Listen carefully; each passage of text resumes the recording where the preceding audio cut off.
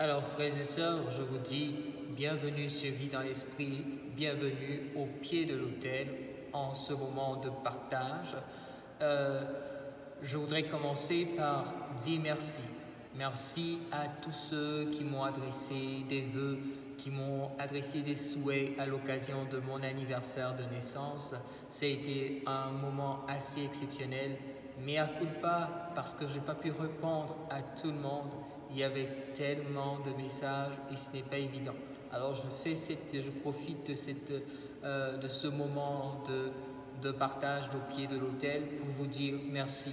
Un merci particulier à tous mes paroissiens venus de Trois-Rivières pour une belle surprise dimanche surpassé. Et merci à tous ceux de Sainte-Martine, les paroissiens, mes amis de Sainte-Martine, mes fils et filles spirituels qui ont bien voulu me faire une énorme surprise avec des bulles en abondance, avec un moment extraordinaire où ils ont célébré mes 14 ans. Alors merci à tous et à toutes.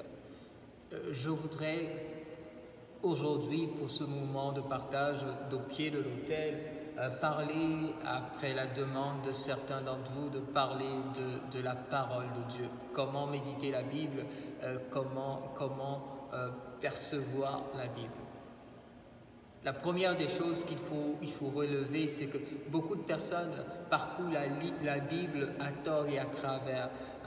Ils la parcourent comme un roman, ils la parcourent comme un livre, mais la Bible est bien plus que cela. La Bible est un guide spirituel, la Bible est une lumière dans nos vies. La Bible est un moyen que Dieu nous donne pour suivre sa volonté, pour suivre ce qu'il propose à l'humain comme chemin de vie, pour toute la vie, pour toutes les existences, pour toutes les situations de vie.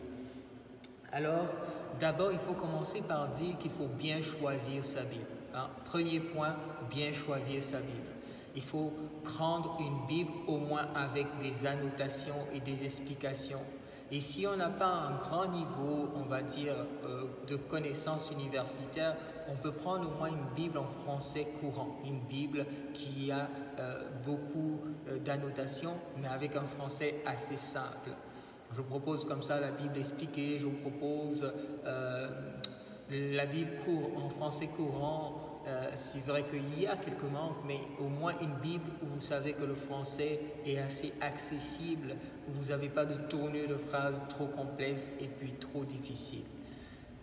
Par quoi il faut commencer en lisant la Bible? Il y a des gens qui parcourent la Bible pêle-mêle. Aujourd'hui, ils ouvrent un passage, ils lisent. Demain, ils ouvrent un autre passage, ils lisent. Ce n'est pas comme ça qu'on devrait lire la Bible. Ce n'est pas de la loterie. La Bible devrait être lue de manière suivie, donc en partant d'un bout vers un autre.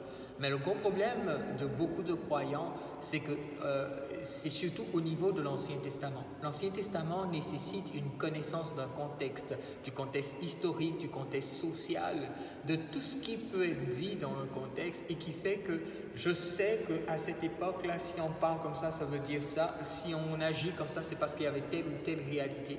Et donc, dans l'Ancien Testament, le gros risque, c'est de faire de mauvaises interprétations parce que la personne ne connaît pas le contexte historique et ne connaît pas le contexte social.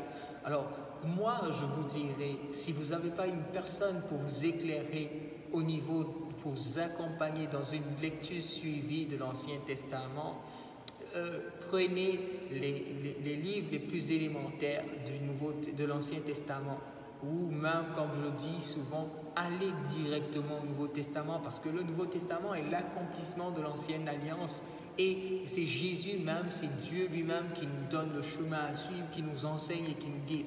Donc si vous allez dans les évangiles et dans le Nouveau Testament, vous avez l'actualité de tout ce qui a été vécu, le summum de tout ce qui a été vécu, parce qu'après ça, il n'y a plus de révélation encore qui peut être faite.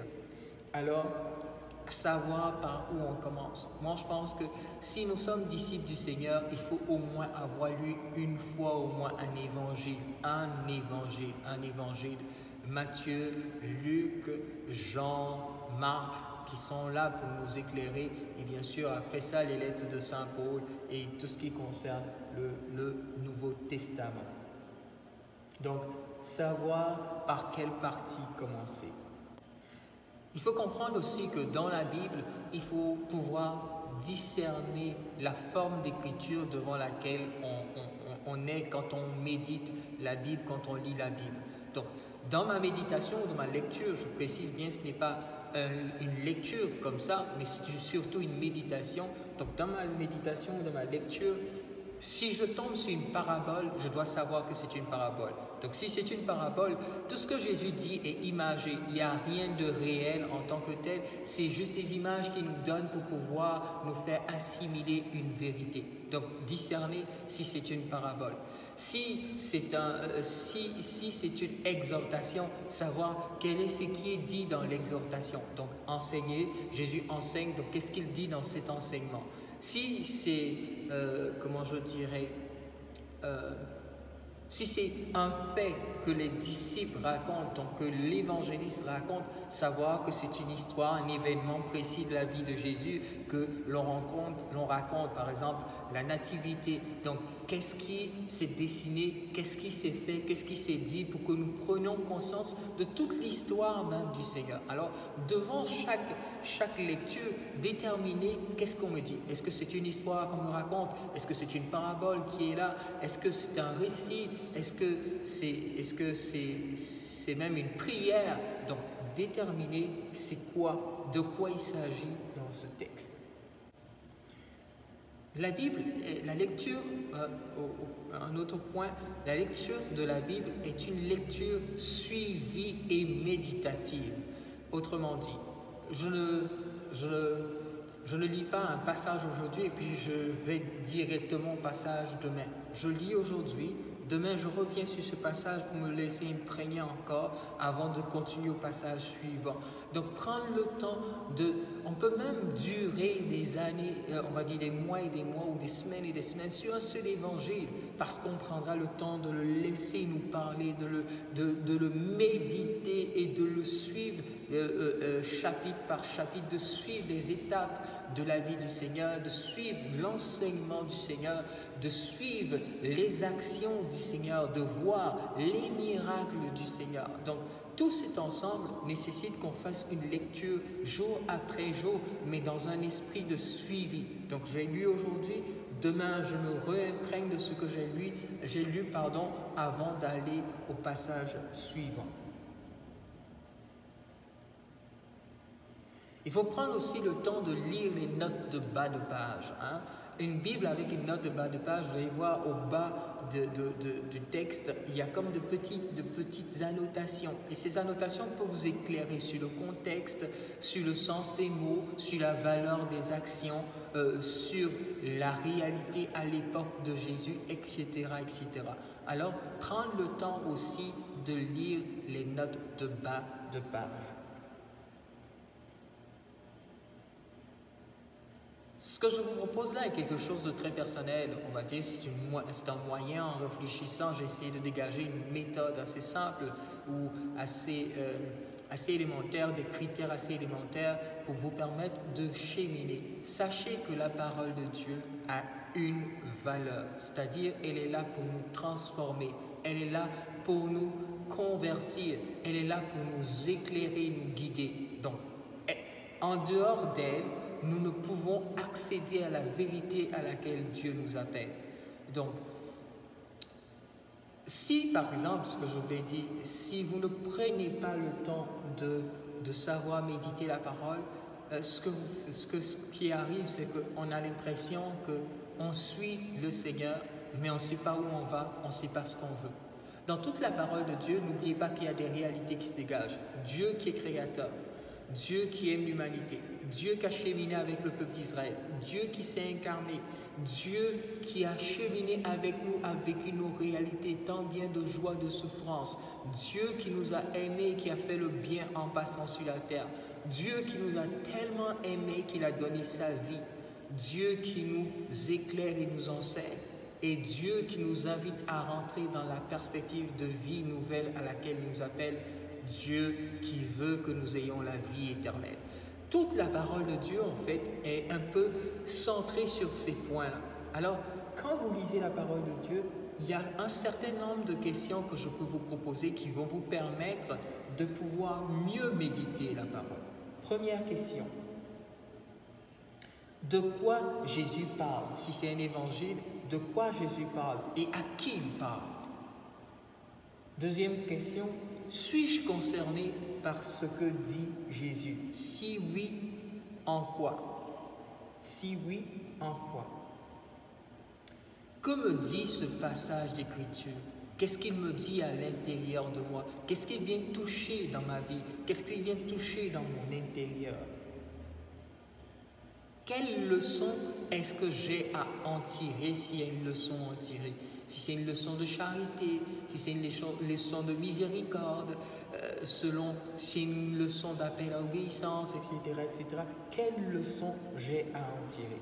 Enfin, qu'est-ce que je ferai désormais pour mettre en pratique ce que j'ai lu et médité? Qu'est-ce que je vais faire désormais pour mettre en pratique ce que j'ai lu et médité?